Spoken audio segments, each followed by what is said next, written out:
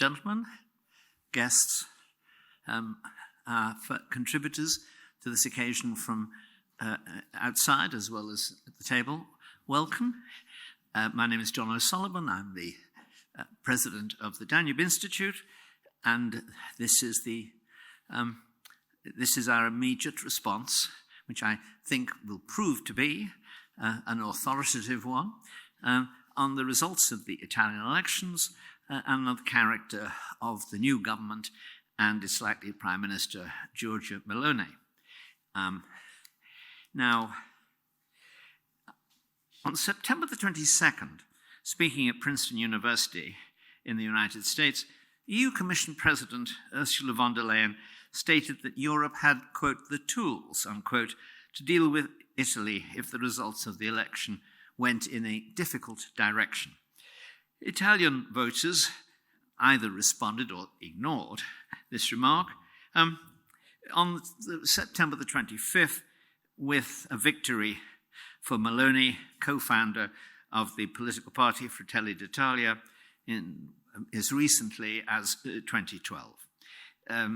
In reporting the election, the New York Times used the word fascist 28 times in the article to describe the first woman prime minister in Italian history. Ms. Meloni replaces Mario Draghi, who was appointed, not having stood for Parliament.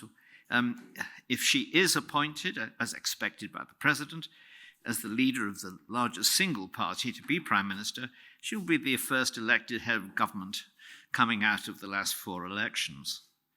And Fratelli d'Italia is a party which garnered only 4% of the votes in 2018. And yet Meloni experienced a meteoric rise to win Sunday's election with the projected vote of 26% of the election. Several commentators and pundits and bloggers, mostly in the centre but some on the left, have conceded that this result does not mean exactly that the far right, as Ms. Meloni's party has heretofore been called, it's not that the far right has triumphed exactly.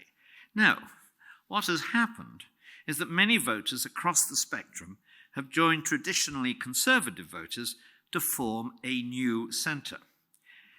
If that is the case, and I think it is becoming to be widely accepted, if that is the case, it is an earthquake in Italian politics, an earthquake equal to the dissolution effectively of the Christian Democrats at the end of the Cold War and the emergence of Forza Italia to shape a new conservative bloc in 1989. And this could, in addition, this result today could, in addition, help to reshape the politics of Europe and of the European community. Sweden, Poland, Hungary, France, and other countries have shown in the last year an upsurge in what we must now, I think, call not populist opinion, populism, or far-right politics, but a new centre-right politics. And it is a new centre-right. In Italy itself, Ms. Meloni's Conservative coalition of 3 parties, in addition to the Fratelli, Mario Salvini's Lega, and Silvio Berlusconi's Forza Italia, will be part of her substantial parliamentary majority in both houses, and she will replace the appointed Prime Minister, Mario Draghi, as I say, with the first leader to have actually stood for Parliament and been elected rather than being appointed. What does all this mean for Italy, for Hungary, which is the government of Mr. Orban is an ally and a friend of the new Italian government, for centre-right parties in Europe, or what have been centre-right parties, because the mainstream centre-right parties of the last 30 years are now losing market share to new insurgent rivals. What does it mean in economics for Italian 10-year sovereign bonds and the markets in general? And why does Meloni's phrase, "We defend God and country and family," seem to strike terror, maybe that's too strong a word, indignation certainly, in the hearts of the left, particularly the left in journalism in Europe and in the United States. Now, in order to discuss these interesting questions and anything which they care to bring up, we have a distinguished panel. First, Albino Mario Fantini, the editor-in-chief of the European Conservative. Coming in from outside, Alberto Mingardi, president of the Milan-based think tank, the Brune Leone think tank. Also out from outside, we have Benjamin Harwell, who is the host in Rome of Steve Bannon's War Room. Mr. John Prout, a regular attender at our meetings and someone who has deep experience of the markets. And Rod Dreher, author of Live Not by Lies, who is the director of the Network Project here at the Danube Institute, and whom we welcome back after an absence. My colleague, Istvan Kish, the executive director of the Institute, unfortunately has fallen low with a cough, either a cough or some kind of flu, which has been going the rounds of the Institute in the last few weeks. So I regret that Istvan can't be here as he does, but he will be following the events today here, I'm sure. So let me begin by inviting Albino Mario Fantini to begin.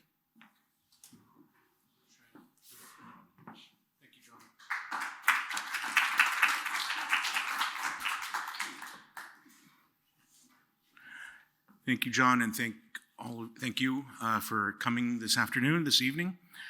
I've just come back from Rome, like several of us, from attending a conference there on Italian conservatism, 5 days after the election, and it was exciting. You could feel it in the air.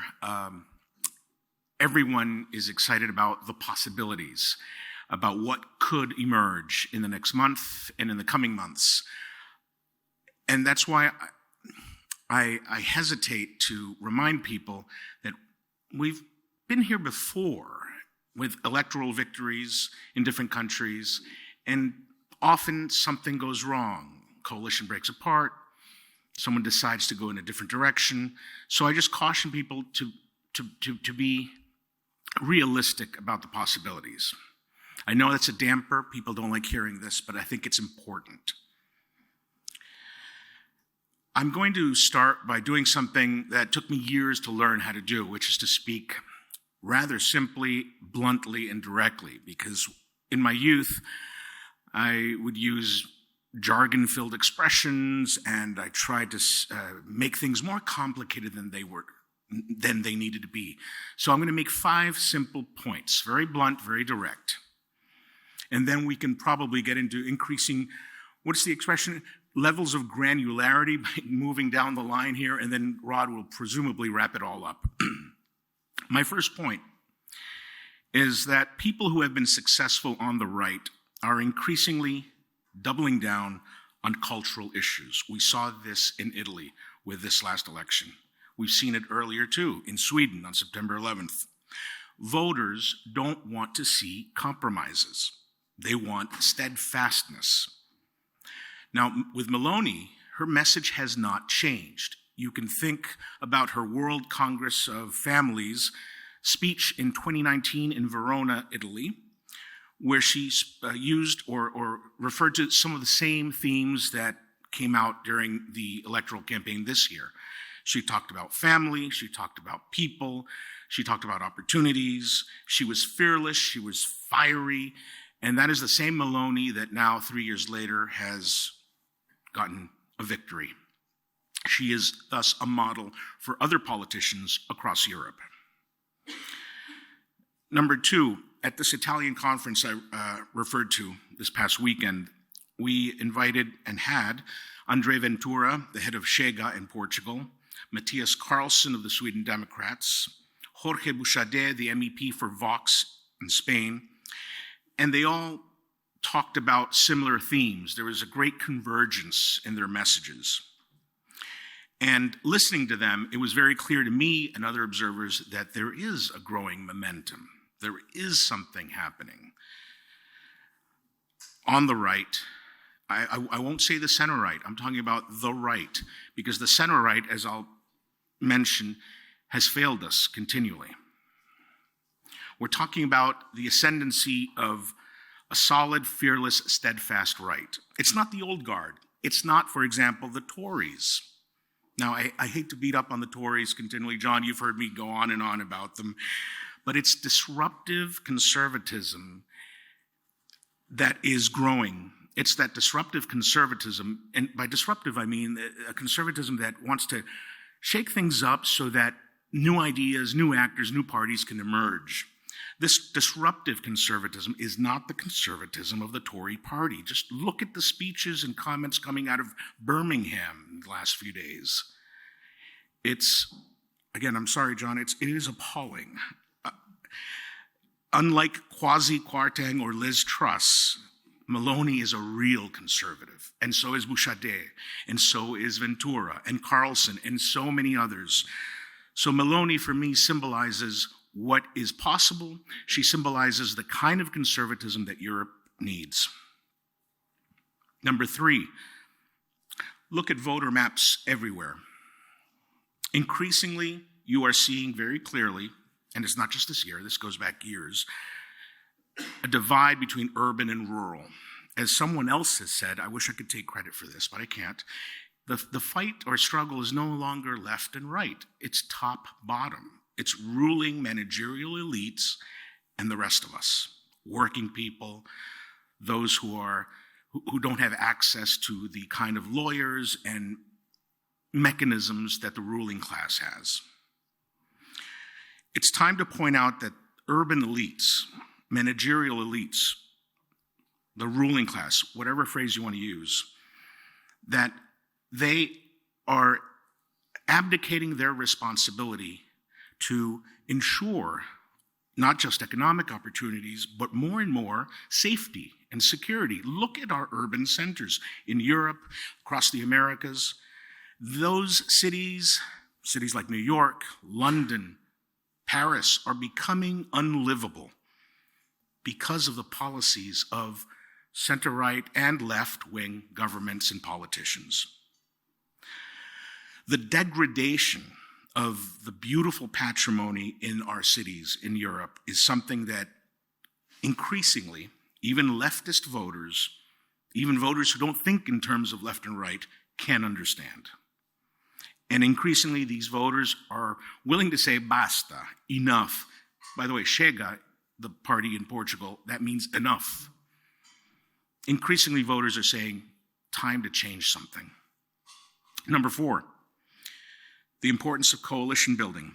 Again, thinking back to this conference in Rome a few days ago, we saw the convergence of not just different parties and different movements and representatives from different strands of conservatism, but also different sectors being represented, academics and philosophers and writers mixing with and hobnobbing with and getting along with politicians and political operatives and party leaders, supporting one another, not just across these different strands of conservatism, but across different sectors of society, is increasingly important. That's very, very clear to me. And increasingly, we need to be building those cross-border alliances. It's taken years for some countries in Europe to get to this point. When I first moved to Europe more than 15 years ago, French conservatives didn't want anything to do with Italian conservatives. I would offer to bring them together. Now it's different. They've all woken up and they're realizing we have to build these coalitions. In this kind of international coalition building, I'm happy to say Hungary is a leader. It's really leading the way on how to do this. But we need more.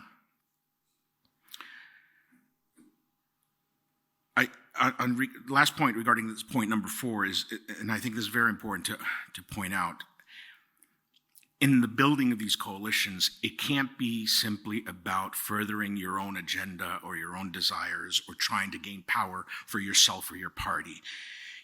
one has to be motivated by something greater, by the common good, by civilization.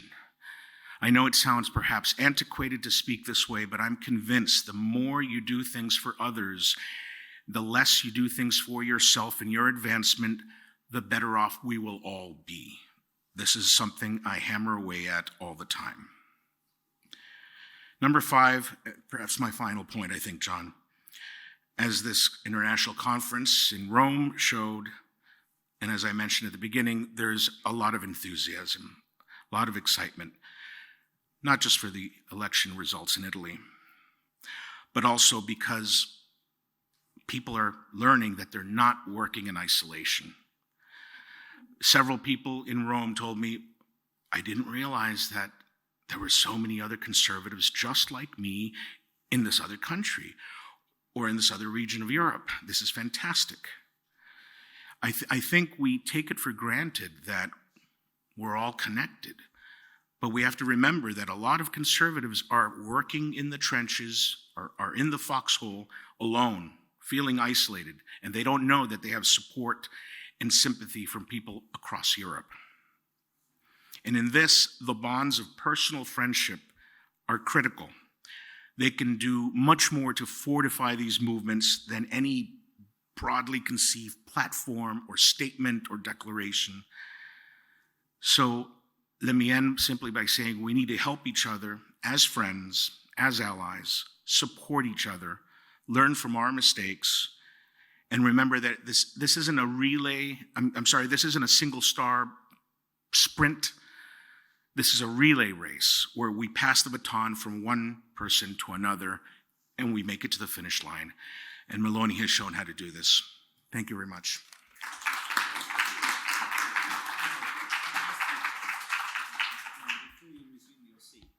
Is this working? Yes. Before you resume your seat, perhaps I could ask one question to you.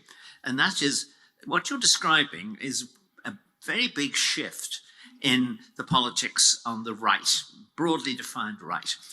Now, it strikes me, and I'd be interested in whether it strikes you, that the mainstream political parties, you're very critical of the Tories, for example, but not just in Britain, but the almost disappearance of Les Républicains in France, and until recently, the inertia of parties of the Spanish Popular Party, and throughout Europe, in most European countries at least, the mainstream conservative parties that we think of as the legacy parties after the Cold War, they have been fundamentally unresponsive to what has happened, to the threats to their position.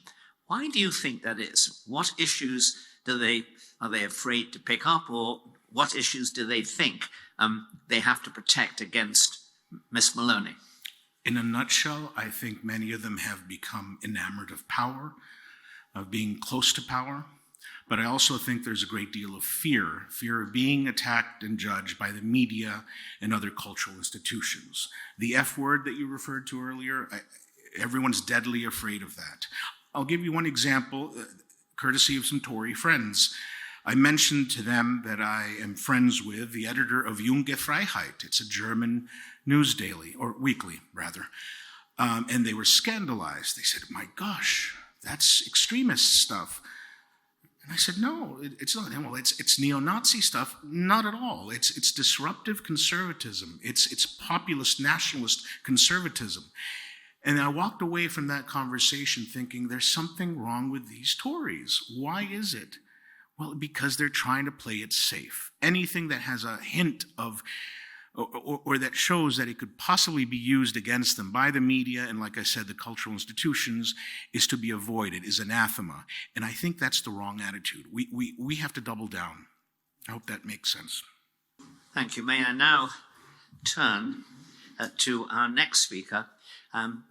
We have what? 1, 2, 3, 4, 5 speakers. They reflect a wide range of views. And our next speaker is Alberto Mingardi. He is the guiding spirit, the president of one of the most significant think tanks on the economic right in Europe. He is probably now the leading academic or think tank intellectual of the liberal right, liberal in the economic sense. So I expect there might be some, I was expecting, maybe I'll get it, some criticism of the political or economic opinions, economic policy opinions of the new government. Let's see. Alberto. Well, thank you very much, John, for this most kind introduction. And I'm sorry to be a spirit in the sense that I'm not there with you in blood and flesh. I'm also sorry that everything is dark around me, but I'm in Oslo, and apparently everything is dark and gray up here. I've listened with great interest to Alvino's forceful speech.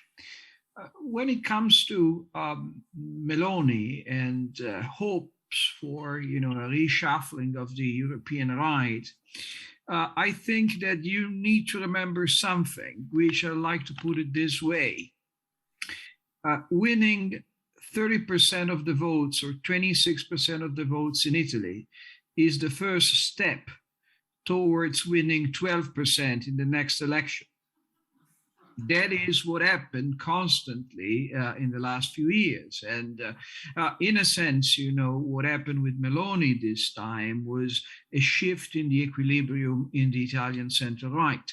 Lots of vote got out of Matteo Salvini Northern League and somehow of Silvio Berlusconi's Forza Italia, even though Berlusconi 8% in the last election was clearly considered by many miraculous. I mean, given the fact that Berlusconi was polling around 4% at the beginning of the electoral campaign, and these votes moved to Meloni's party. Meloni is quite different than Matteo Salvini as a person and as a politician. And clearly, I think there are two things that actually somehow have stricken a chord with the Italian voters. The first thing is that she's been constantly in the opposition since 2011. So she was the only politician somehow presenting herself as untainted with what happened in Italy in these years. And second, which is a rarity in Italian politics somehow, she came across as a very serious person, a thoughtful and serious politician. That is part of her mix. This is why she's appealing. Also, I think it needs to be considered that her voting base changed dramatically. The Brothers of Italy, as the National Alliance before it and the Italian social movement before it, used to be a party whose votes in Italy were mainly in the Rome area and in the south.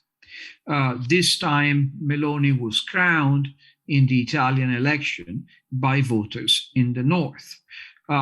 So I think her situation is changing. I mean, she certainly has roots, in a kind of conservatism or right-wing approach that we may call national conservatism, and she was on that positions way before those positions became popular in other countries. But clearly now her main challenge is that, her voters are coming from different areas, from different histories, and with different demands. This is why, for example, one of the leitmotif of her electoral campaign has been somehow an attempt to appeal to people interested in economic freedom. She said repeatedly, the state should not be disturbing those who are willing to do stuff, willing to do business. And this is also why, the mixture of Meloni's economic proposal, though it's quite unclear at the moment, it's difficult to define what she'll do. And I think, the word we get a better view of what she's going to be doing when we'll know about the appointment of her Minister of the Economy. But particularly when it comes to the budget deficit, she's been tremendously prudent.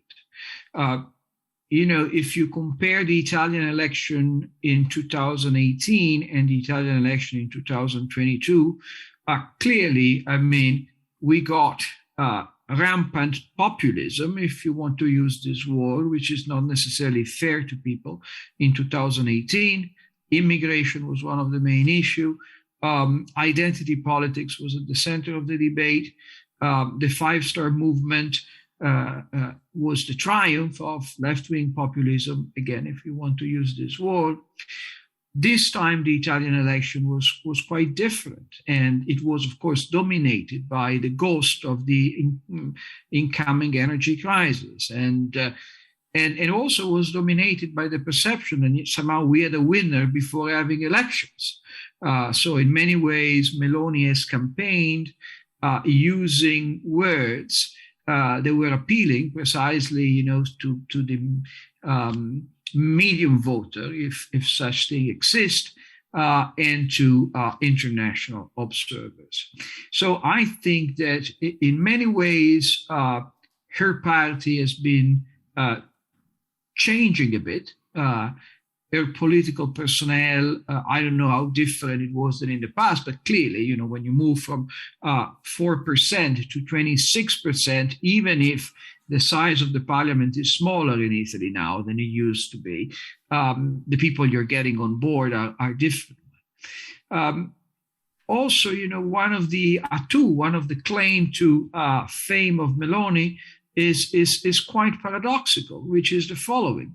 She's the Italian politician in Italy now who's credited with the best relationship with Mario Draghi, which is really bizarre. The Northern League and Forza Italia have been supporting the Draghi government rather faithfully, and they are lambasted by the media as traitors of Draghi, whereas, the Corriere della Sera and La Repubblica and others are talking about a Draghian, a Meloni Draghiana, which is kind of bizarre. I think we need to wait for the proof of the pudding, and I think Miss Meloni is in a very difficult position. She will need to do something to somehow leave a mark in Italian politics, because she's a seasoned politician and she knows well that if she governs in a rather quote unquote neutral way, as a good administrator somehow, the inevitable result is that she won't be able to consolidate her own party. And this victory, though impressive and historical, because she's the first woman prime minister in the country, she will be the first woman prime minister in the country, this victory risks to be quite ephemeral.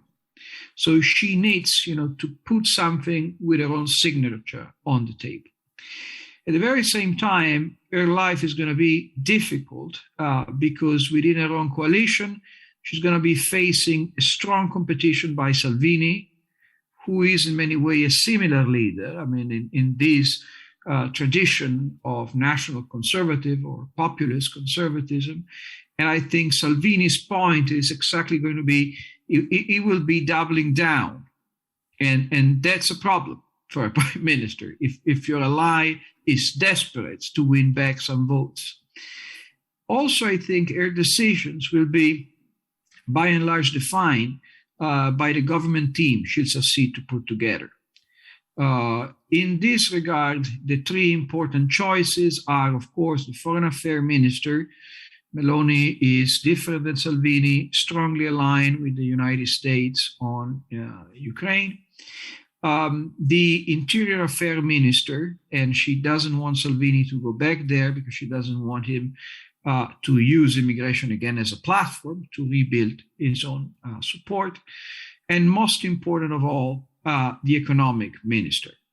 Now, the economic minister needs to be somebody who's able to, be appreciated by European institutions and the markets, But at the very same time, he should be somebody who's eager to do something which is not, perfectly aligned with what was done before.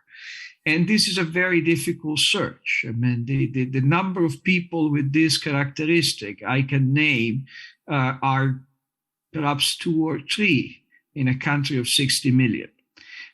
So I think, her victory was spectacular. Certainly she's coming from what Alvino said, and there is a word behind her of likely-minded intellectuals that feel that way. At the very same time, she's growing bigger, and she's now appealing, particularly after her strong opposition to lockdowns in Italy. She's appealing to a wider, more moderate, more liberal, if you want to say so, constituency, and she knows that, and she's changing her vocabulary a bit. But I think, to see the direction in which she'll be heading, we need to wait a few weeks. Of course, her navigation is going to be very difficult because the energy crisis and inflations are going to be really tying her ends when it comes to a whole bunch of possible decisions. Thank you. It's an extremely comprehensive look. I will raise one question with you now, and that is, you said she was a serious person, and I think that's increasingly recognized. But what do we make, and this is the question about the tone or the atmosphere of the government, of 3 things which are linked. One is that she said if she were English, she'd be a Tory, that the philosopher she most respects now is Roger Scruton, and she is known to be a tremendous fan of the English Catholic writer and liberal G.K. Chesterton. Do these tell us anything about the way she is going to address people when she's talking to them? Well, it's a very fascinating question. I wish I knew the answer. I'm not any close to Meloni's inner circle, though I had to play the melonologist quite a bit in the last week. I think clearly if your question is if she has, broadly speaking, an Anglo-Saxon culture behind her and some clear reference points in the Anglo-Saxon stars, my answer would be not really. I mean, she's clearly been developing links with foreign countries, including England in recent years. She's clearly a serious and curious person who reads a lot, which is uncommon with politicians these days. But I think that Alvino gave a fair representation of the world she's coming from. This doesn't mean she wants to stay there, but she's clearly coming from that. Thank you very much indeed. Please stay where you are. We will want you to take part in the discussion later. Now I'm going to turn from our other external guest, Benjamin Harnwell, who is in Rome as well, and where he represents Steve Bannon's War Room. Benjamin, you were recently here with us in Budapest. Welcome back, and I look forward to what you have to say. Many thanks indeed, John. I guess you can all hear me clearly. I want to start off, you haven't done me any favors by getting me to follow 2 great speakers like Mario and Alberto, because it's going to make it very difficult for me, tough acts to follow. But I'm going to start off responding to your question that you asked of Alberto, whether there's any indication that Giorgia Meloni's fondness for Roger Scruton and G.K. Chesterton might give an indication of the way she's going to govern. And I can only answer that question with the words, I hope not. Because it seems somewhat to me that British conservatism is really dead. We need to put it in the coffin, give it a burial, give it the last rites, give it the send-off, and leave it to rest in peace. Because I would suggest that the flower of British conservatism really finished in 1990 with the end of Margaret Thatcher. If you doubt that, have a look at what's happened this week with the entirely reasonable suggestion of, and I don't want us to learn the wrong lessons from this. Look what happened with the new Prime Minister Liz Truss and Kwasi Kwarteng, who had the most meek idea of reducing the top rate of taxation from 45% of earned income on anything over £150,000 sterling. That was not tax cuts for the rich. It was a shot in the arm for the successful middle class. And the UK is now so Marxist and so under the thumb of the Marxist BBC and the media, we couldn't see this. We cheered, the country cheered at a U-turn that was affected by the Truss government, when we ought to have been giving it every single sustenance possible, because it is to that range, that income salary, which isn't it's a lot for a lot of people, but it is by no means, we're not talking about the uber rich here, we're not talking about billionaires, we're talking about people with an income of £150,000. That ought to be the aspiration of anybody who's been through university and has worked and has some talent and success. And the pusillanimous retreat of the British Conservative Party just explains what the condition of British conservatism is. So I hope, John, that Giorgia Meloni doesn't want to follow in these footsteps, because it's a disaster. And it's not why she was elected, right?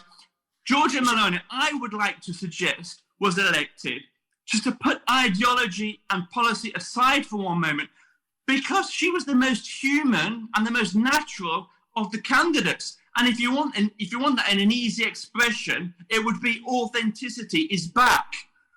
She was the only party leader that came out of that general election with her head held high, with any sense of achievement of that result. And probably the reason is because, if you look at Mario Draghi, the failed European president of the European Central Bank, technocratic prime minister, the guy's a Dalek. He's a robot, zero charisma.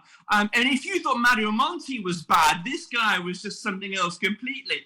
And Giorgia Meloni distinguished herself as being the only major political party, Fratelli d'Italia, to have the self-respect to not enter into such a disastrous and doomed to failure coalition government. That is why I think 26% of voting Italians said we're going to go for her. That's why 4 years ago, as you said in your introduction, John, 2018, when I first came to know her through my boss, Steve Bannon, she was on 4%. This is a catapult up. And that's the reason behind it. Now, I have to just follow something that Mario said in his opening remarks as well, right? This is the background to which I would suggest we understand and interpret this Italian election result. And Mario said it, and I'm going to dig into it a little bit more. Talk of conservatism and Toryism, whatever that might mean anymore, it's not applicable to today's politics, because the left and right terminology are defunct. They're redundant. They mean nothing to know. Since the fall of the Berlin Wall, right, this debate and those terms, they go back to the French Revolutionary Assembly, according to where you sat with regards to Louis XVI, I think it was Louis XVI, Louis XVIII. But that's where the terms left and right go back to, and they have no more application to today's politics. And as Mario said, and I myself am familiar with this expression. This is what I call the Bannonite paradigm. Politics is no more the argument between left and right. It's no longer a horizontal discussion.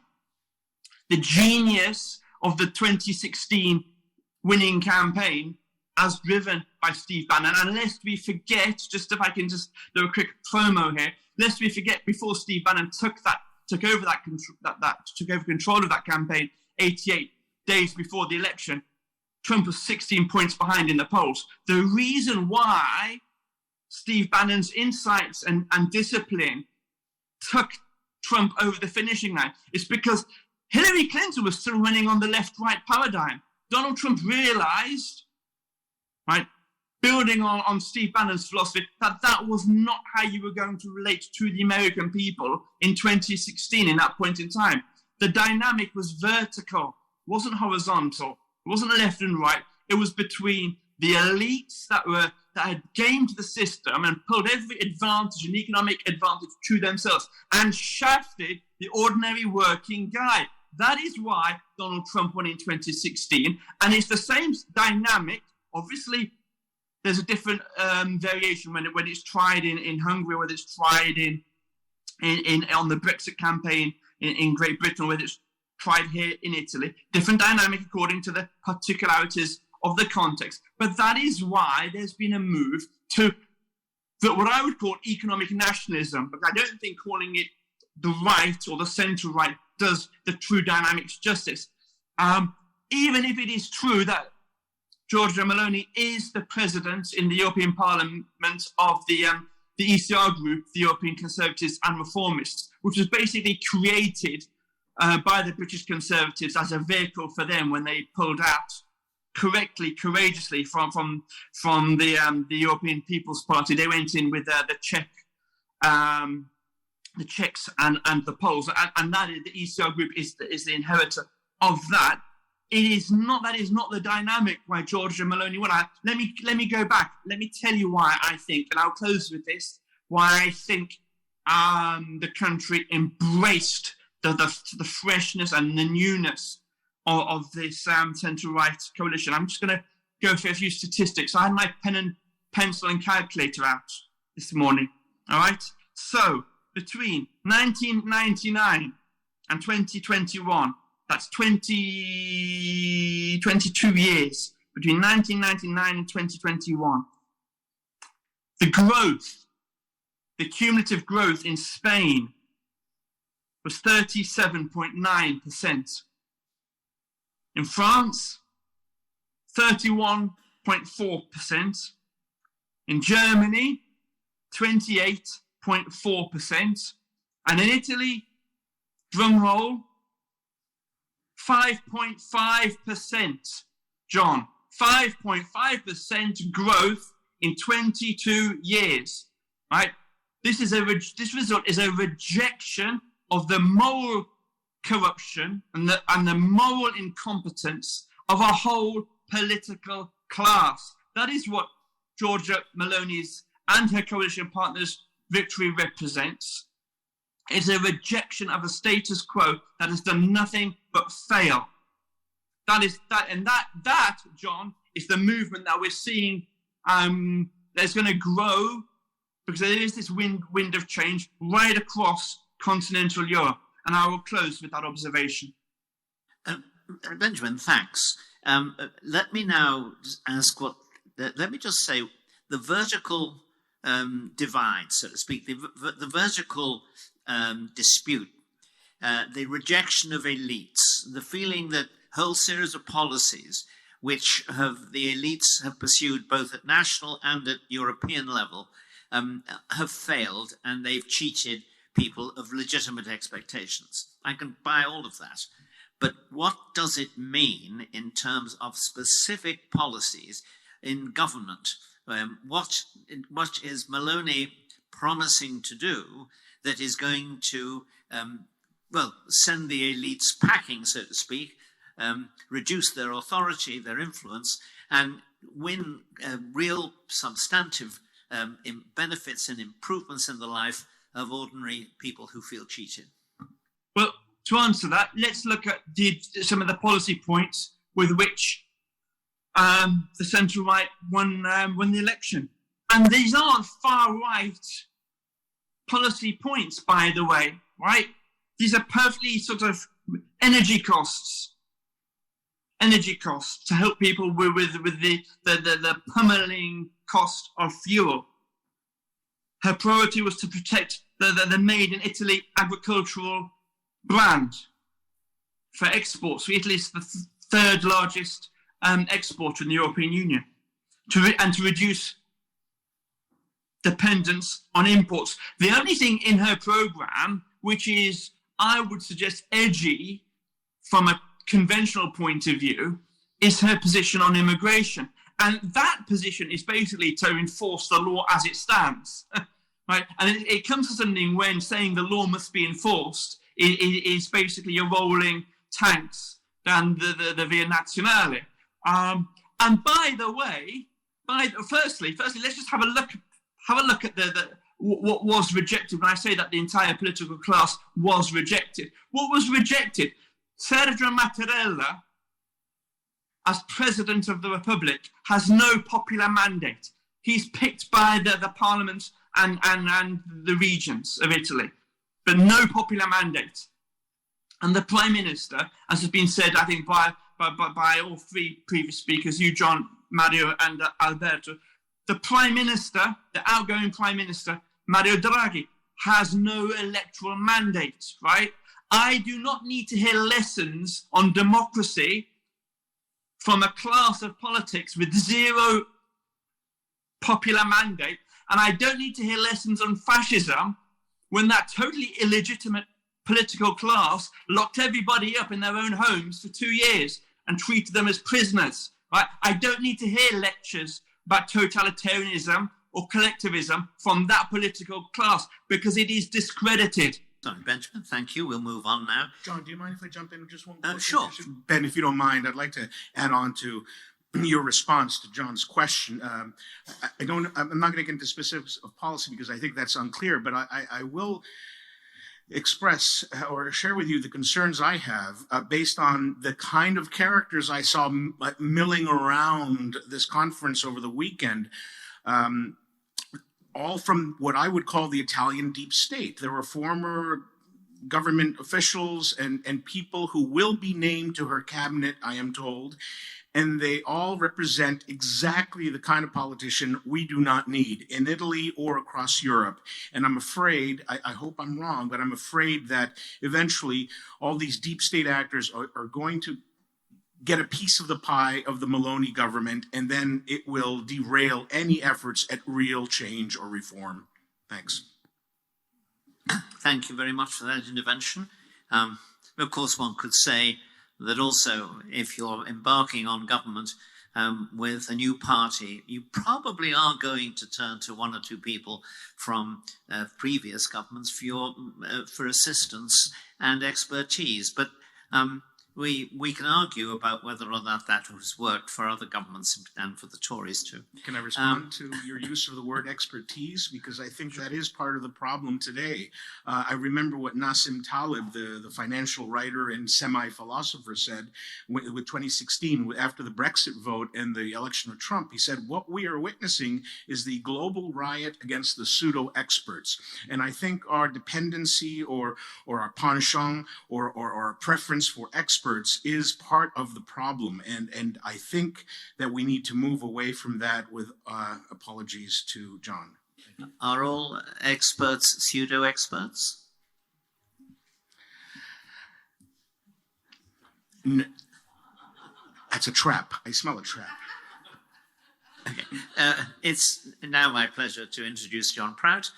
John has had a distinguished record as somebody who actually understands, operates in, and profits from the financial markets. He's had that record was in New York. It spread to Paris and to other European countries.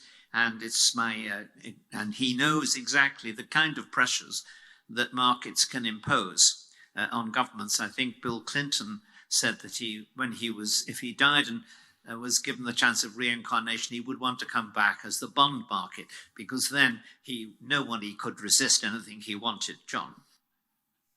Thanks, John.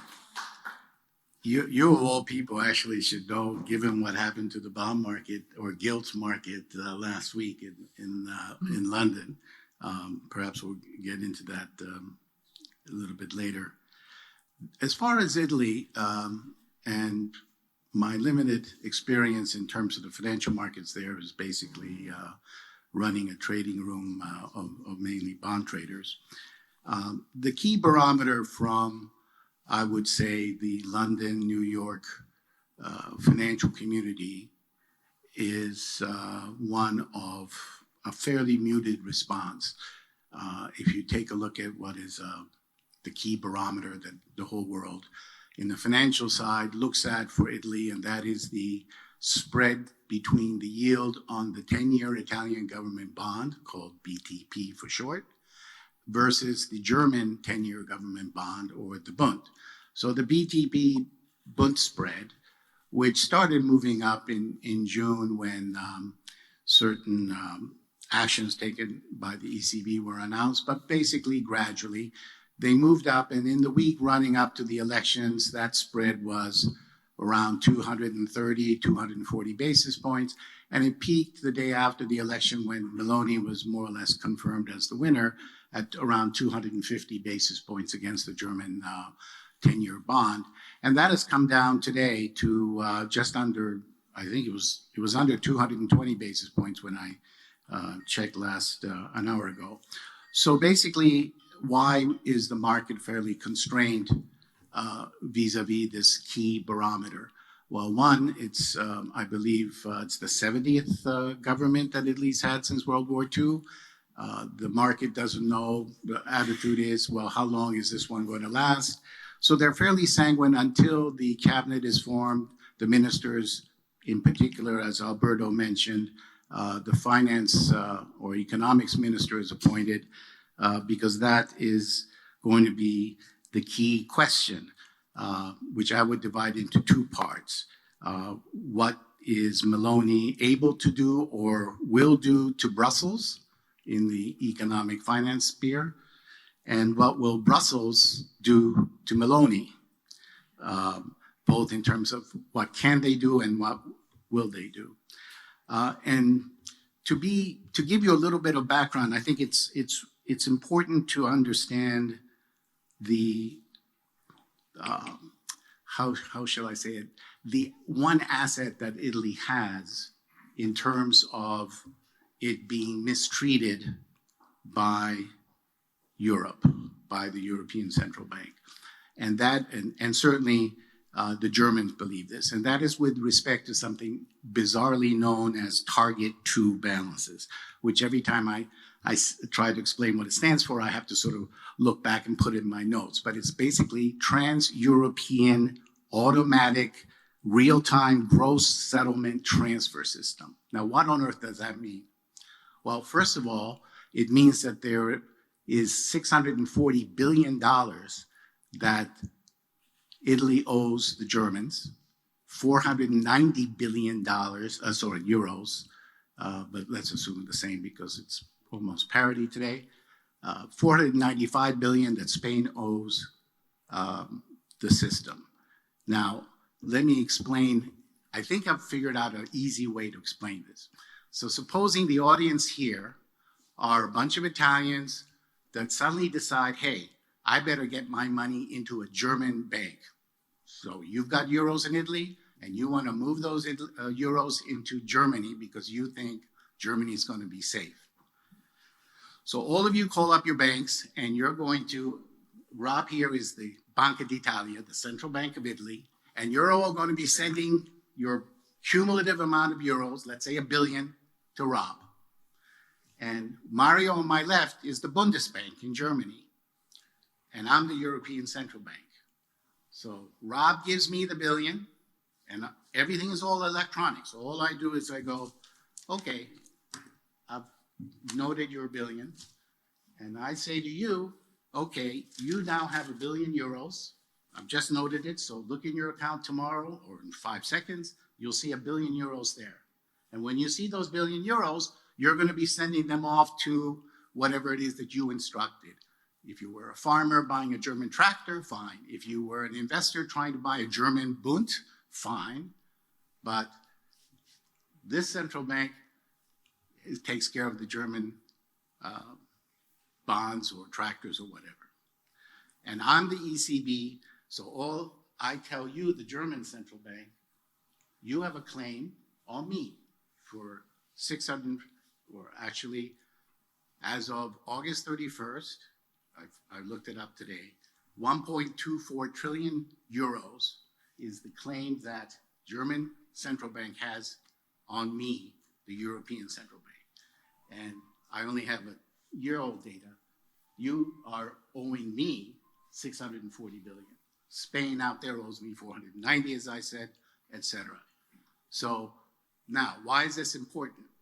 Because if you, Bank of Italy, say with Prime Minister Meloni, we're going to leave and we're going to have our new currency called the mini BTPs, which was the talk 10 years ago, that they could take the minimum $1 million 10-year government bond, which was called the BTP, still is called the BTP, and create a mini BTP, $5, $10 denomination equivalent, and replace the euro. So that was some rumors 10 years ago. So if that happened, who's going to pay your claim on me? I'm going to say, well, I'm sort of getting mini bots in payment instead of euro for that 640 billion. And the rule is the European Central Bank is owned by all the other national banks. The Bundesbank owns 28% of the capital of the European Central Bank. So my losses are 28% to you. So that's just to give you the complicated background. In terms of what Meloni can or will do to Brussels, I do agree with Alberto. I think it's not much at the moment. We need to know who the prime minister is going to appoint as economic minister and what kind of legislation, et cetera, is being considered, and that's beyond my expertise. That's the Italian members of the panel. I do think, and John I know is going to grill me on this, what can Brussels do? Brussels in the summer came up with something called the Transparent Protection Instrument. And this summer we had a hiccup, if you might recall, in the bond market where the Spanish, Greek, Portuguese, and Italian bonds trading versus the German Bund widened out to a level that was due to speculative activity, or so Christine Lagarde would have said. So this facility allowed the European Central Bank to spend, in that particular example, 20 billion euros to buy those weak Italian, Spanish, Portuguese bonds, financing them with the sale of good quality German bonds, and sort of and hence the importance of that spread. What is interesting in the, and I don't even know if it's legislation because this is Brussels and this is Europe, it's not exactly clearly specified. In fact, Goldman Sachs came out with a report this week on the fact that it's not clearly specified how this instrument will be used.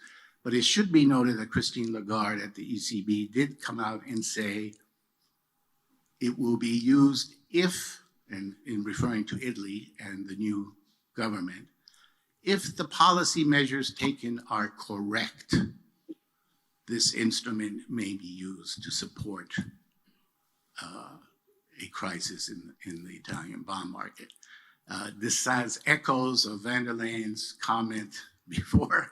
I think the Italian panel, I'd love to hear their comments on what the reaction is of this. Then, of course, what other tools does she have? Of course, it's the grants from the EU, the loans, and other things that the Italians on the panel know far more about than me. Thank you. John, thank you. Now, on your last point, so to speak, let me raise another question. And it relates, incidentally, to a point raised also by Benjamin, when he complained, in my view rightly, about the favoritism that is employed in determining what is legal and what isn't. We, both in America last year, but also I think in relation to the European Union and its approaches to Hungary and Poland, and hypothetically to in Italy that challenges it in some way. Whether or not the power, the legal authority actually behaves in an impartial way is very important and increasingly ignored. In other words, legal authorities now more and more seem, to me at least, to determine whether to take action against some breach of the law, really not on whether there has been a breach of the law, but whether they like the breach of the law or not. And that strikes the very heart, really, of impartial government and indeed of liberalism, properly understood. Don't you see, John, in this circumstance, the likelihood that other governments all across the European Union will say to themselves, hang on a moment, if they can do this to the Hungarians and the Poles and now the Italians, won't they be able to do it to us and indeed to any other nation in the EU, with the exception, I think, of the Germans and the French? I don't think that that's a sustainable political situation for long. You may get away with it for a while, but won't all governments now looking at these events say to themselves, we really have to insist on stricter neutrality, or else we may find ourselves in the firing line next? Yes, but it's a very difficult issue to get one's hands around, because you have several countries that behave in an economic sense differently than others. Now, I take the analogy of the United States, where we have the states, they can finance through the bond market, called the municipal bond market, whatever their financing needs are, because they have taxing power at the state and city level. The US government taxes at the federal level, and they can fund themselves through the US national debt or government bond market. We don't have that clarity in Europe yet, where we know what the boundaries are. Now, yes, you're going to tell me that in 1975, President Ford told New York to drop dead, famous incident where the Big Apple bonds were issued at the very last minute to prevent the first real state bankruptcy, because states are not allowed to go bankrupt. But other than that unfortunate brief incident, and I'm a New Yorker by birth, we have fairly good clarity in the US. We do not have that clarity in Europe. Thank you very much. Now, it's my great pleasure to introduce our distinguished fellow, Rod Dreher, author of Live Not by Lives, and now, in addition to returning as a fellow, is going to be the director of our network project here at the Danube Institute. It's my great pleasure to welcome back Rod Dreher. Thank you, John, and thank you, everybody. Well, I've been bouncing around for the past year and a half, 2 years, between Europe and the United States. And I have to say, as a professional journalist, someone who's worked as a journalist for 30 years, I've learned so much about my own profession, my own institution of journalism in the United States, and how completely unreliable it is when it comes to reporting on politics of the right in Europe. As John O'Sullivan said at the top of our evening, the U.S. media, the major media, were uniform in calling Giorgia Meloni a fascist, far right, etc. And this did not illuminate who she was; rather, it obscured who she actually is. We've learned, especially since the advent of Donald Trump in the United States, that our media in America doesn't exist to report the news and to explain the world to its readers and viewers and listeners, but rather to reinforce a predetermined narrative. This was so very visible and is so very visible when it comes to reporting on the European right. First time I saw this was a few years ago when the New York Review of Books sent Professor Mark Lilla over to France. He's a distinguished liberal professor at Columbia University. They sent him to France and he wrote about new currents of the French right. people who fell between the National Front and the old school Republicans there. It was a really interesting piece. These people are mostly Catholics, and I was excited about it because I know these people. They're my friends, and I'm so excited to see someone give them this kind of treatment in the New York Review of Books. Lo, in the next issue of the magazine, there was a long and angry letter from the Washington Post correspondent in Paris who said he can't believe Mark Lilla in the New York Review of Books, the premier liberal, left-wing intellectual journal in America, is whitewashing these fascists. Now, as I said, I happen to know these people Mark Lilla wrote about personally. They are anything but fascists. But this is the man that Washington, D.C., the imperial capital, depends on to tell them what's going on in France and French politics. I found very much the same thing when I began coming to Hungary a year or two ago, about the reporting on Viktor Orban and the Fidesz party. Whatever you think about Fidesz and Viktor Orban, if you're an American consumer of media, you need to be told what's actually happening there. But that is not what I observed. I was very surprised, often surprised, and still am surprised by how very different this country and its politics are, Hungary, to what is talked about in the American media. And so I wasn't surprised when they did this, what they did to Viktor Orban, to Giorgia Meloni. And what's interesting, too, is you notice the Italian Democratic Party in this election, they come out of the Communist Party of Italy. And there's a much closer relationship between the Democratic Party of Italy today and the Italian Communists than there is between the Brothers of Italy and the fascists. But our media in the U.S. didn't even talk about that. You would never know it.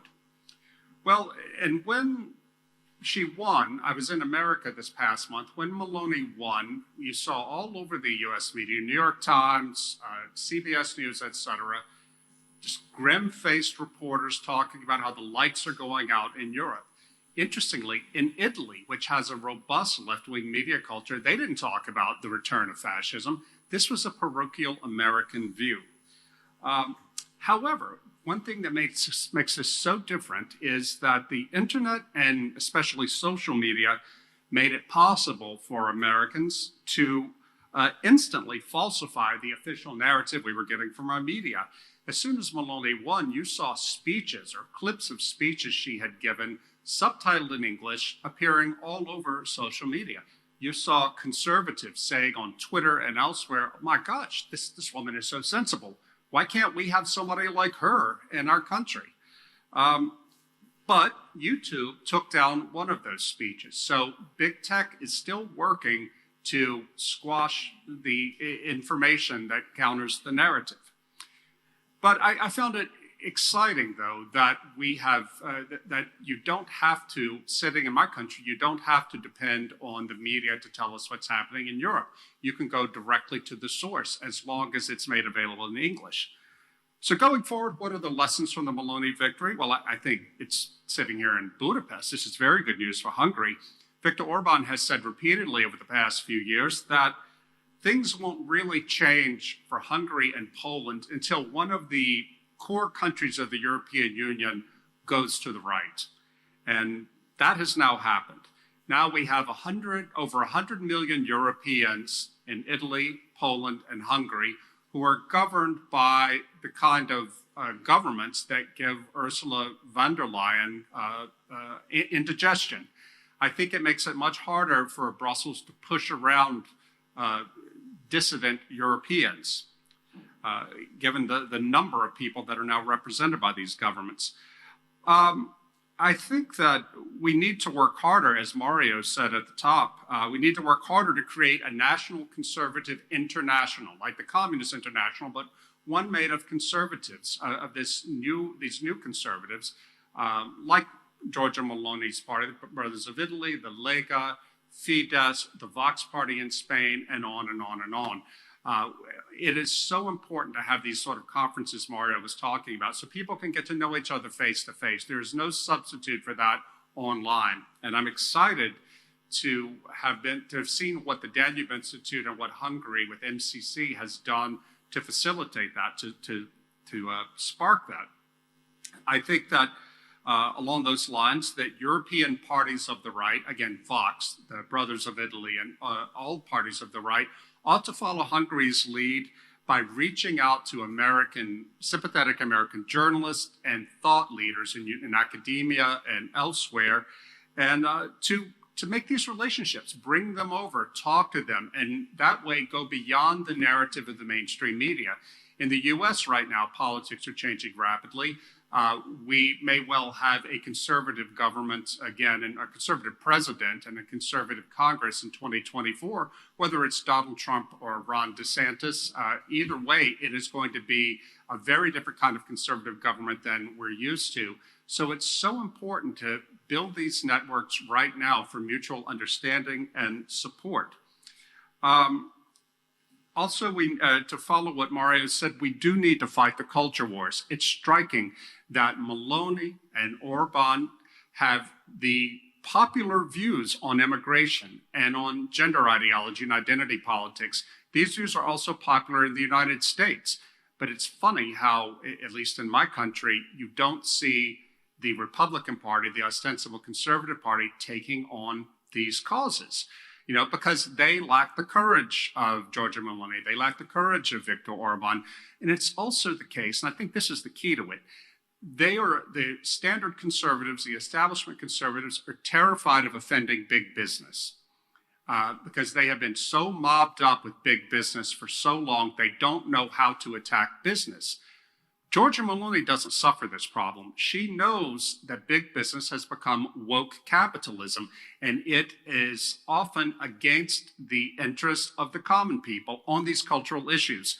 In the United States, you may have seen earlier this year, the Walt Disney Corporation bowed down to internal activism from the LGBT activists and their allies, and attacked the government of the state of Florida, Governor Ron DeSantis' administration, on gender ideology laws. They had passed a law that's a very weak version of Hungary's law forbidding gender ideology being taught to young school children.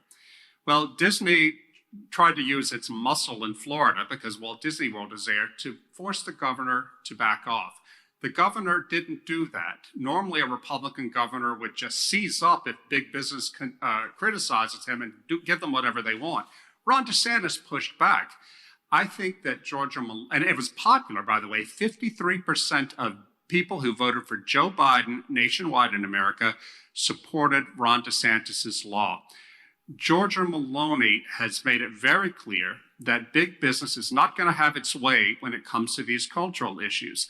I think this is very important for all of us conservatives. The last time I was in this room here, it was at a conference we had, the Danube Institute had about British conservatism. We heard from Eric Kaufman, who is one of the leading political scientists of his generation, who beamed in by Zoom from London, talking about his latest research on the political views of the young. Now, I think he was talking about America and Britain, but I think it's probably true for universally across the West.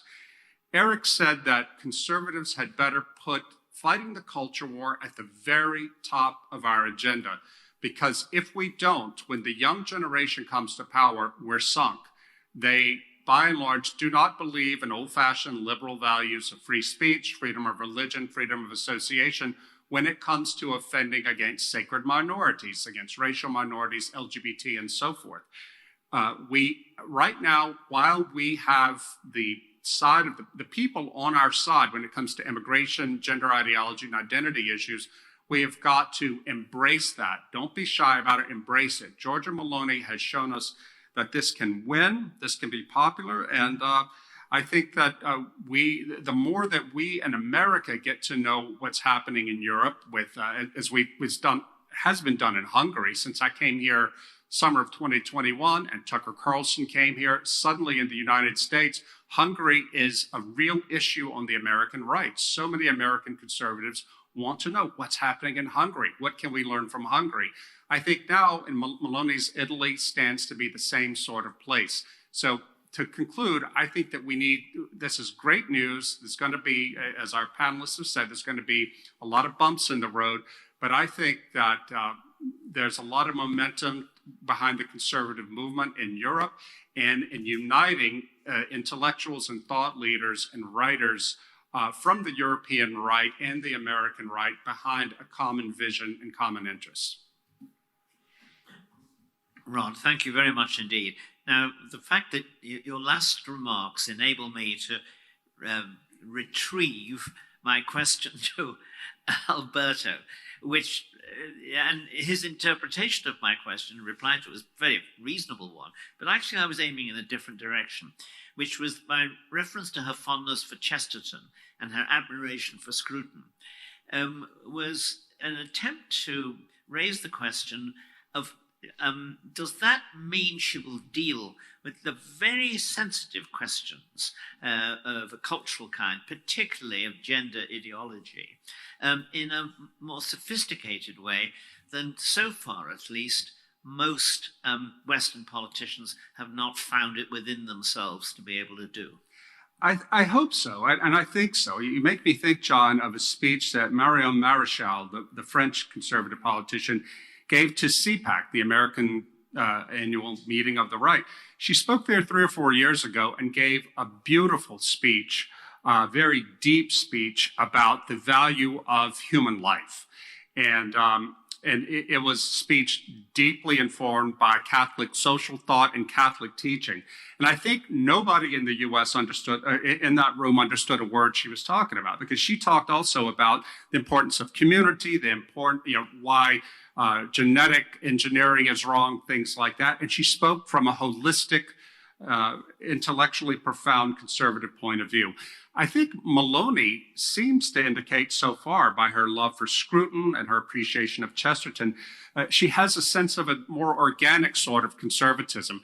This is something that I've observed myself coming to Europe for 20, 25, 30 years, is that the sort of conservatism that I've been writing about for a while, it's so much more natural in Europe. Europeans tend to get it, a conservatism of place, of institutions, and of family, whereas we in the United States tend to be so much more classically liberal and place so much more emphasis on individualism. That, I think, is why gender ideology has gone so far in America, because it appeals to the sovereignty of the individual to define themselves. You might remember, John, at the 1992 Republican convention, Barbara Bush made this eye-rolling remark where she said, however you define family, that's what we mean by family values. You couldn't imagine that sort of thing coming out of Giorgia Meloni's mouth. Thank you. Right. Now, I think, Mario, you want to come on this one as well. Just a quick remark, because you've asked about Meloni's references to some of these Catholic British writers. And I want to just read the 2 lines that appeared, or that she mentioned at the end of her 2019 speech in Verona at the World Congress of Families, where she quoted Chesterton. And this is courtesy of one of our great writers, Robert Simonson. In this speech, Meloni said, quoting Chesterton, "Fires will be kindled to testify that 2 and 2 make 4. Swords will be drawn to prove that leaves are green in the summer." Now, to my mind, that does not speak of milk with toast or middle of the road kind of English conservatism, very genteel. She is, I think, talking about the need to really stand our ground and to really fight for reality, for the truths which we know are true, the truths we've inherited, the truths we've learned from through revelation and through our culture, etc. I'm happy to, if someone wants to disagree, but that's what that, I think, means. What do you think? Well, yeah, it's her courage. When you see her on video, we have no American politicians who speak with that sort of, with those guts and that ferocity. And it's not a ranting kind of ferocity. This is a woman of great conviction. And as you were talking, I note that in just the last day in the United States, the American Medical Association, representing all the doctors in America, an incredibly powerful organization, has written to the Attorney General of the U.S. asking him to prosecute a group of activists who have been speaking out about the mutilation of children that are being done at children's hospitals all across America. This is an extraordinary thing. These doctors want to bring the power of the state to bear to shut down criticism of them. And I think we have seen during the COVID thing that big tech and these elites will do this sort of thing.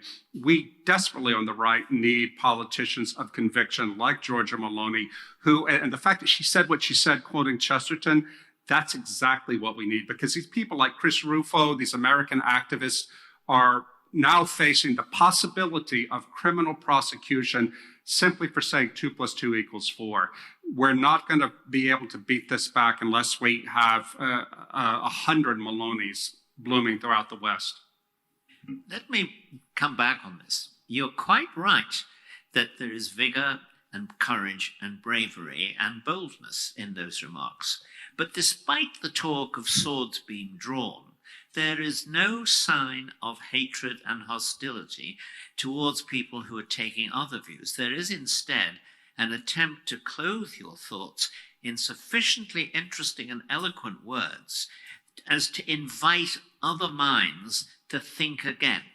And I think obviously that in the case of both the writers she quotes, and who knows, Miss Meloni herself, what you're seeing is the raising of issues which are difficult and in my view also powerful in ways that make it difficult to be denounced as a fascist. Not that that has deterred, of course, the New York Times, but still, it is not the same way of addressing issues that so often gets people on the right into trouble because they haven't thought about the words they're using. And I'm sure I must be open to such accusations from time to time.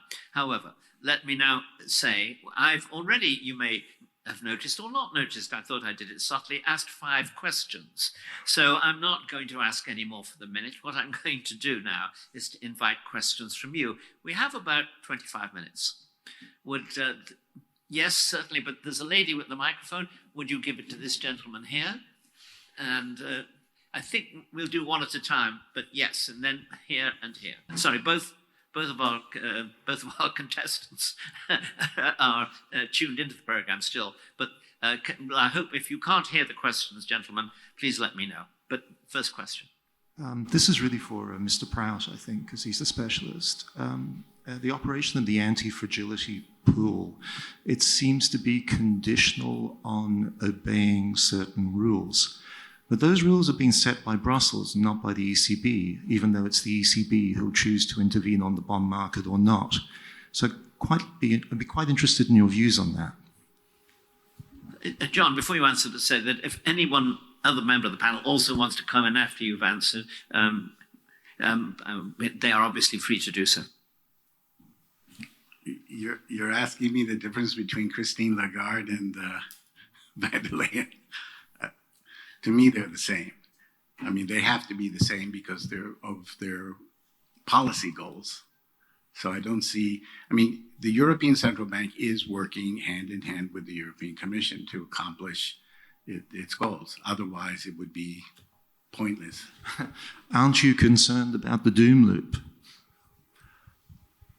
Doom loop in what sense? Well, in the sense that the interest rate differential, for instance, between what we imagine the sterling is going to go to and what we imagine the euro is going to go to would appear to be 2 or 3 interest points.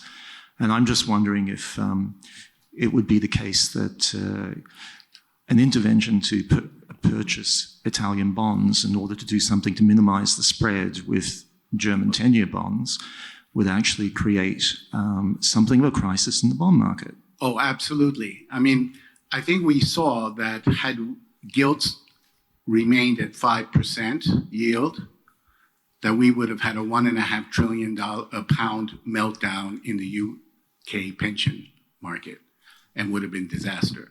Can the same thing happen in Italy? Absolutely. But that's why there is this TPI program. But if it's run by Brussels, you know that it is one of the tools, as I mentioned, that Brussels has over Meloni.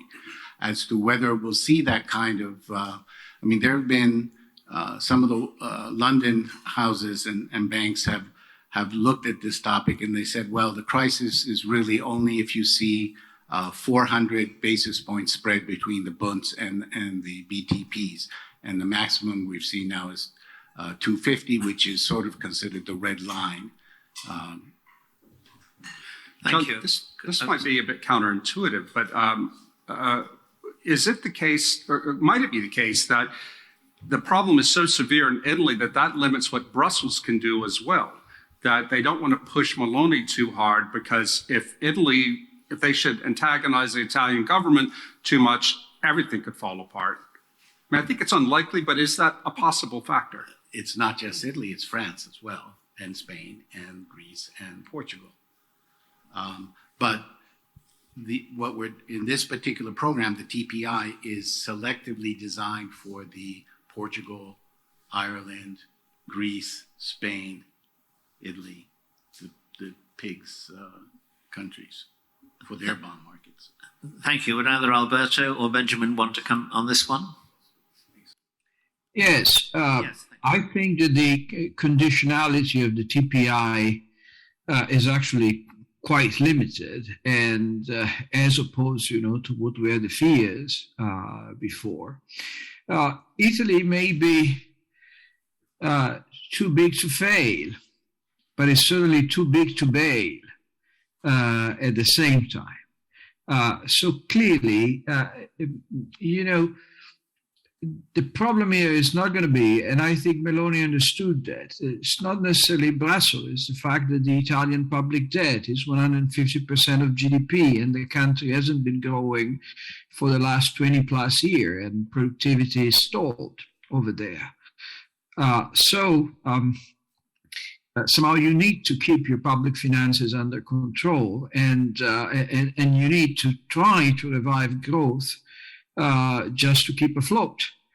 Of course, a very important question is if Meloni has the capacity to do so, and we don't know that. And so far, lots of people tried and lots of people failed.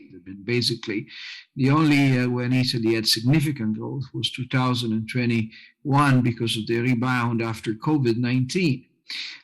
If I may go back to add a little bit to John Proud's excellent points before. I think we need to distinguish between two different things when it comes to Europe and the European Commission playing the headmaster. And one thing is, basic notions of fiscal discipline.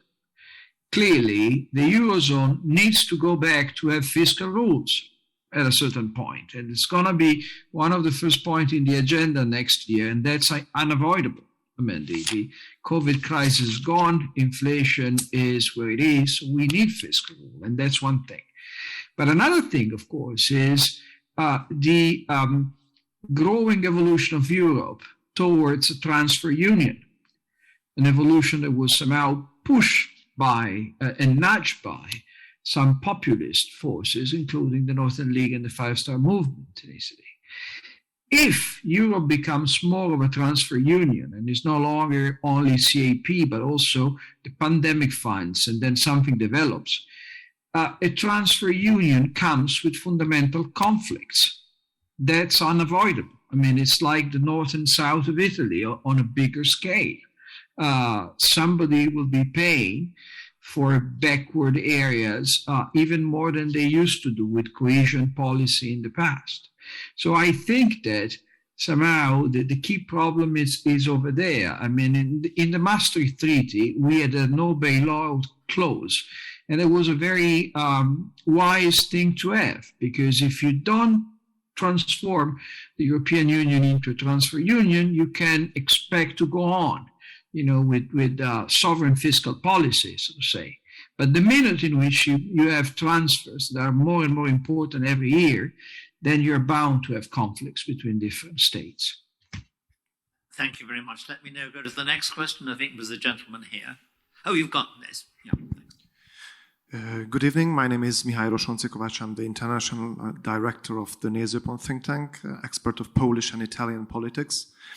And following the campaign on a daily basis, it was apparent that Hungary and Orban Viktor took an important role, and even it was a kind of absurd role how often the La Repubblica and the globalist media were referring to the dangerous Hungarian and Polish road that Italy might take in case of a win of the center-right coalition, as they call it.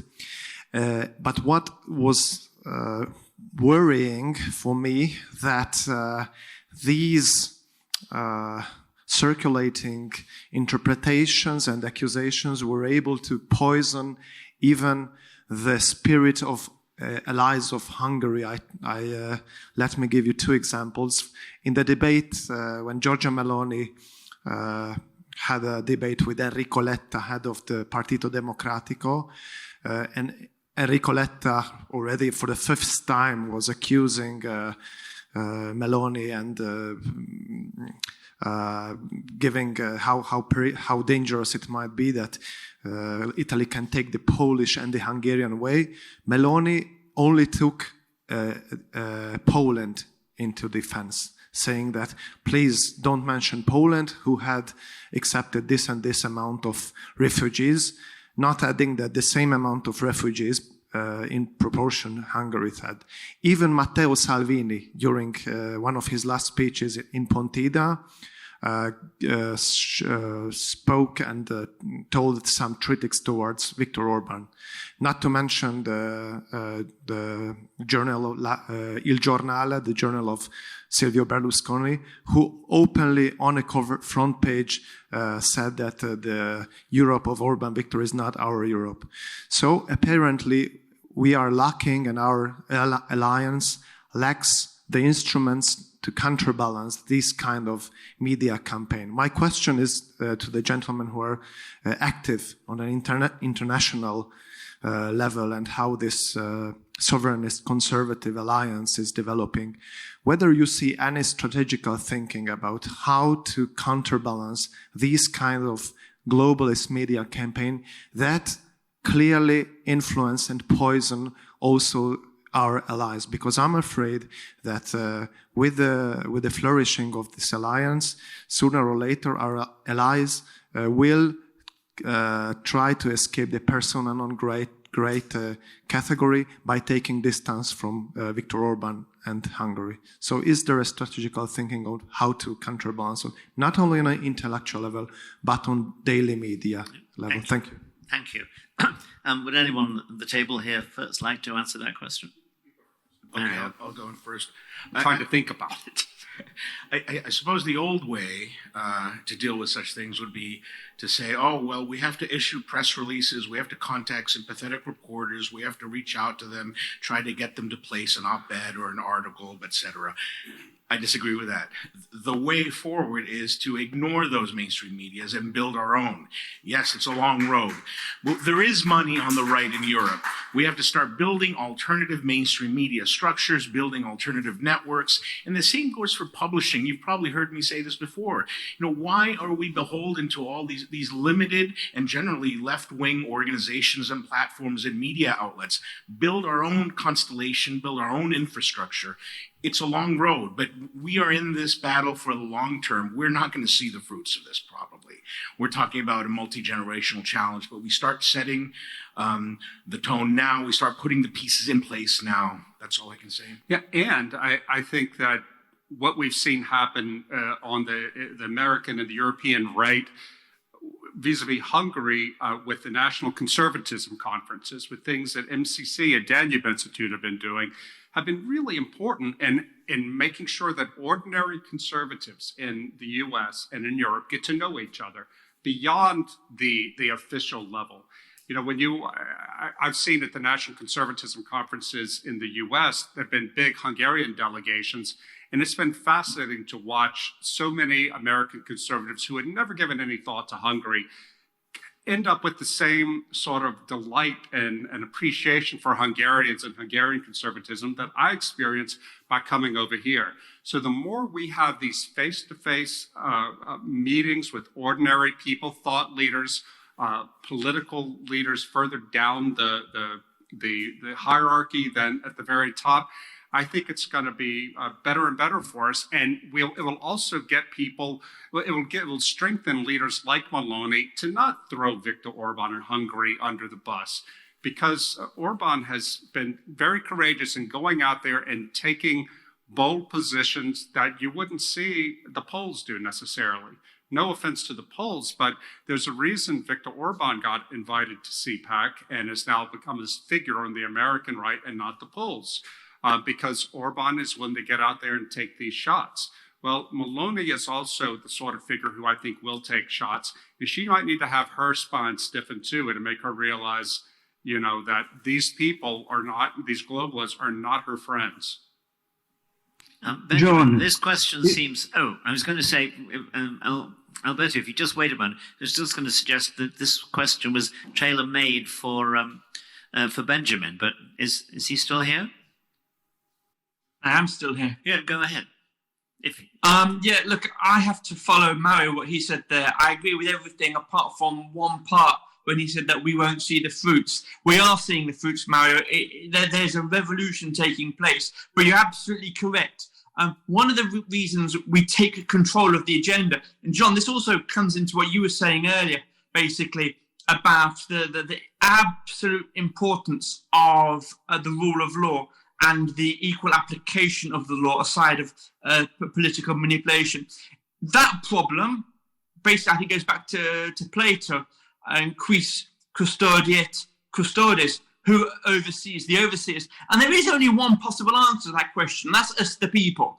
And the mainstream media of this world, for anyone who was watching the Brazilian elections just a couple of days ago, a final proof of this, the mainstream media of the world is discredited, has little influence with anybody apart from other talking heads. It has no real influence on the debate. You saw that Donald Trump won in 2016 with not only American, but the world's mainstream media gunning for the Democratic Party. Didn't make any difference. People have switched off. And to whom are they going for their news content? To the alternative media, it's the media on social media. It used to be, 20 years ago, we could say, if you want to counter the mainstream mastheads, then just spend 10 quid, buy a domain name and start up your own blog. You don't even need to do that now. You just go on to Getter or one of the other alternative excellent micro-blogging platforms. Look, guys, I am the world's worst social media. Look, I spent, I think, 9 years on Twitter. Up until a year ago, I had 750 followers after 9 years. I am the world's worst social media exponent here. I got onto Getter. My boss, Steve Bannon, basically ordered me onto Getter. I did not want to do it. In less than a year, I have about 140,000 followers, right? It's not difficult. Just get there, get out there, get your arguments out there. And the world, it's so eager for our arguments. It's so enthusiastic. Twitter's dead. It's a wasteland.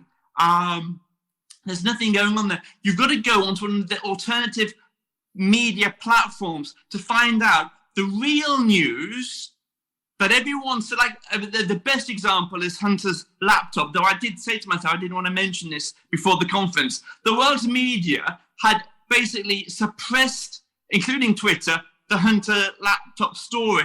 And then, 6 months, 9 months later, right, when all the alternative media are saying basically chapter and verse, this is what was going on, and we need sort of inquiries on this. And the world's media said that this is basically a Russian hoax. Now, sheepishly, they've come forward and said, okay, yeah, it looks like it's true. Nobody should be looking at the mainstream media for news, right? Because it is compromised and it is discredited. Look, as I think John said in his introduction, my day job is working as the international editor for Steve Bannon's War Room. That's something Steve Bannon and his two then co-hosts decided to do over dinner one day because they didn't like the way the impeachment coverage was going. That was less than 3 years ago. Now, the War Room has had over 250 million downloads. It's officially the number one US political podcast. Just get out there, get your views out there, because people are desperate to hear them. And as I say, to come back to the quis custodiet custodes argument, it's us. We need to hold these people who exercise authority in our name to account. Now, the world's mainstream media refuses to do it. Benjamin, we will do it. Hang on a second. I think that you're wrong in one respect. I agree with you that the mainstream media is not trustworthy when it comes to covering the right, at least. But the people who do pay attention to it are the other elites, and Giorgia Meloni and other elected politicians, like it or not, have to deal with these people. And so we can't simply ignore them. We have to be more sophisticated, I think, in coming up with a strategy to get around them. And I think that it's, if we only focus on talking to our own people, then I think that we may be missing out. We may be not firing on all cylinders. Could you respond very quickly to that, Benjamin, because I want to get Alberto in.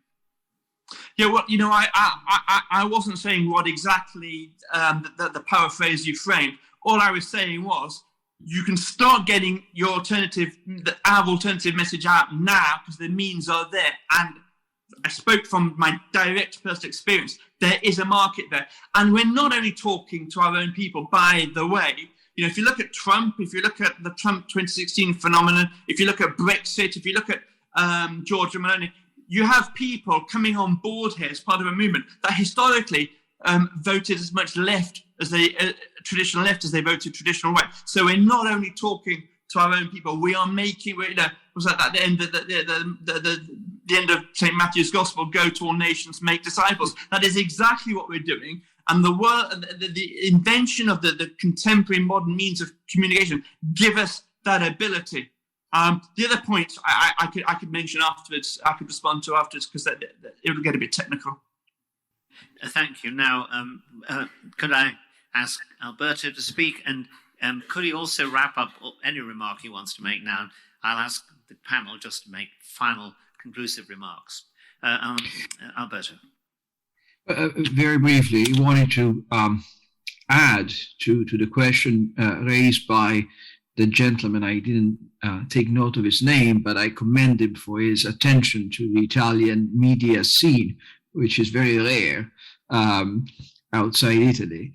Then, of course, the difference in the appreciation of the Polish and the Hungarian government at the moment, which is paralleled by the fact that actually attacks against Matteo Salvini were in this electoral campaign actually stronger than attacks to Meloni, is basically due to the different position on the issue of the war and the development between Ukraine and Russia. So the Italian press took a very strong pro-Ukraine position, basically with two exceptions. On the fringe, one newspaper on the right and one on the left.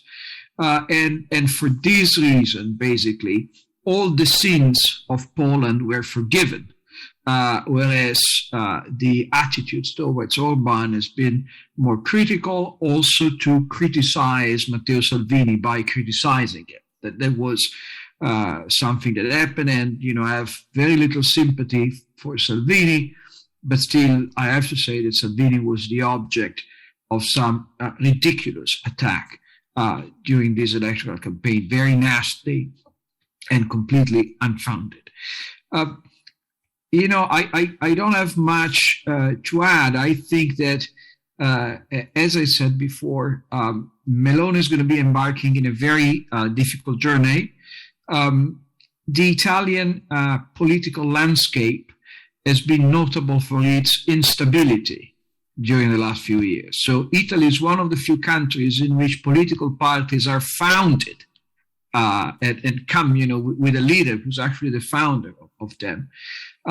So I think, it may be that with this spectacular success by Meloni, we are moving towards a situation in which the Italian political scenery will stabilize a bit, but it is not certain. For this to happen, certainly Meloni will need to invest a bit in institutional reforms, which are always difficult in Italy because changing the constitution is never easy.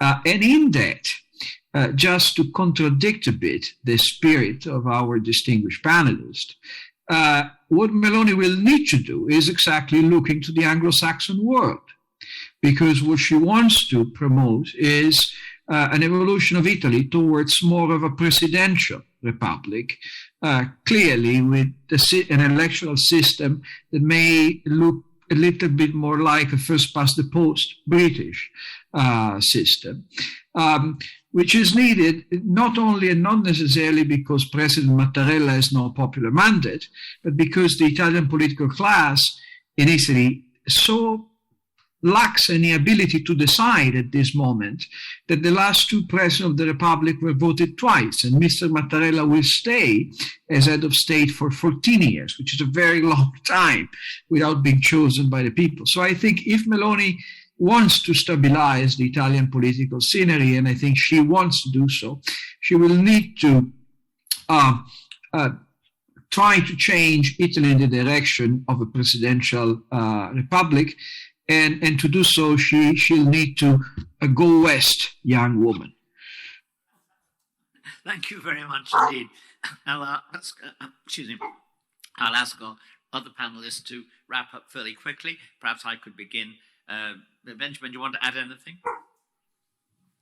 Yeah, I don't know whether Alberto's closing remark was a slight dig at me. The thing is that all I had wanted to say earlier on was that the this old-fashioned conservative model, the Anglo-Saxon model, it doesn't exist even in the Anglo-Saxon ambit. If you look at what we've done over COVID with the will of the people, as I say, locking everyone up in their own homes, giving them experimental, dangerous vaccines and all the rest of it. If you look at what's going on under the Russia-Ukraine war, the Western governments, including Great Britain, have been, as far as I'm concerned, illegally commandeering Russian property with the sole explanation that it belongs to Russian oligarchs, as if that were a criterion under criminal law. No trial, no due process. And this is in Great Britain. The Anglo-Saxon model